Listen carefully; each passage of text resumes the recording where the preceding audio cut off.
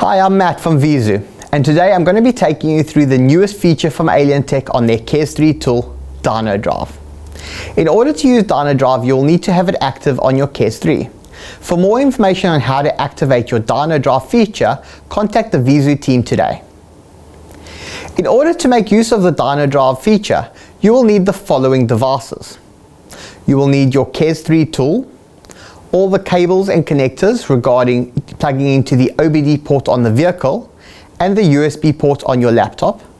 You will also need your laptop, as well as a co-pilot to assist you in performing the Dynodrive tests. To access the Dynodrive feature on your KESS3, we simply need to find the vehicle the same way we do when we are performing an ECU read or write.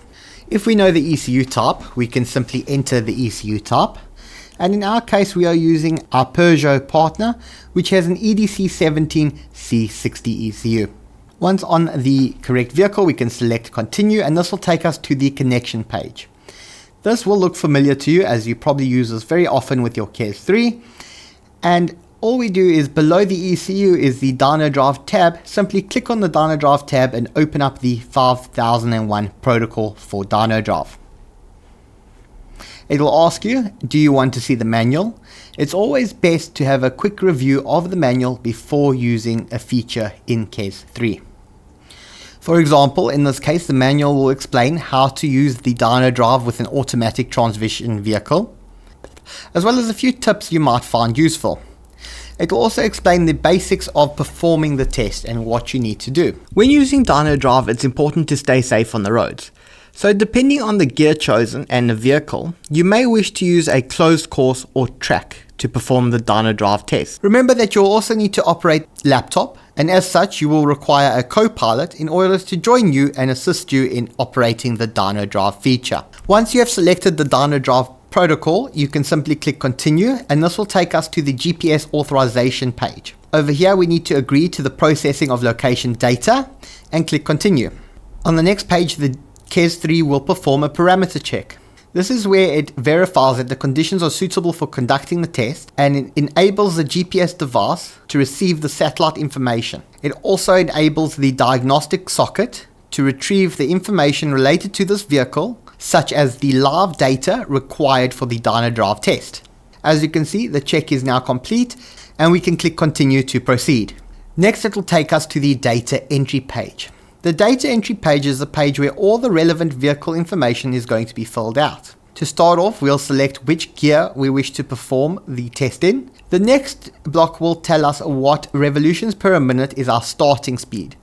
This will be the start of when the measurement takes place. For this demonstration, we'll be setting it at 1500 RPM, or revolutions per minute.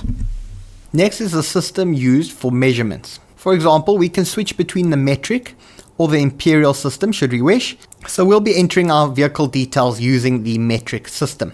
We'll next enter the vehicle mass. Remember, it's important to use the vehicle unladen mass, or unloaded if you want. This can usually be found on the sill on the inside of the door along the B pillar of the vehicle. However, not all vehicles have the labels there, and you may need to look for it on your vehicle. Another quick way to get the vehicle mass may be to perform a search on the internet. Next, you're going to enter your combined mass of both yourself and your passenger. And last, you'll enter the amount of fuel currently in the vehicle. Optionally, you can add atmospheric data for correction factors when using the tests. Simply click the atmospheric data block and enter the current pressure and temperature of your location. Next, we'll enter the label field. This is the name of the test or vehicle that you're currently performing the test on. This is in order to locate the test on the Alientech Dynodrive dashboard at a later date should you wish. Once you've entered all the data, click Start Test to begin the test. Welcome to starting the power test. Once you begin the test, the driver of the vehicle will need to reach 1500 RPM, or revolutions per minute, in third gear in order to begin the test. Once you have reached 1500 RPM in third gear, press the space bar and maintain a constant speed. This will begin the test. At the first beep, decelerate to 1400 revolutions per minute. Once you have reached 1400 revolutions per minute, a second beep will indicate to you, telling you to accelerate all the way to the limiter, and then put the vehicle in neutral and wait for the third beep, allowing the vehicle to coast. A third beep will indicate that the test is now complete.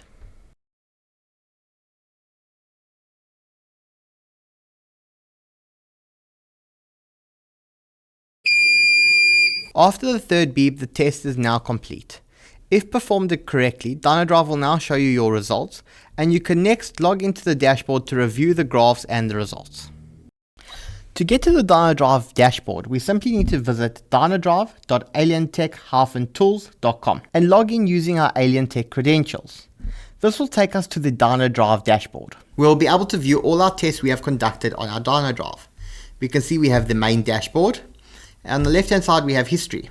If you are a mobile tuner or you do not have access to a dyno cell, the Dynodrive provides you with some information on the vehicle before and after the modified file has been applied, meaning that you can still showcase to your customer that the results differ from a stock file to the modified file. Remember, when using Dynodrive, it's important to enter the most accurate information about the vehicle you are testing. And when using Dynodrive, remember to stay safe on the roads. And that's how to use a Dynodrive from Alientech on the KESS3 device. For more information on Dynodrive or your KESS3, contact the VIEZU team today.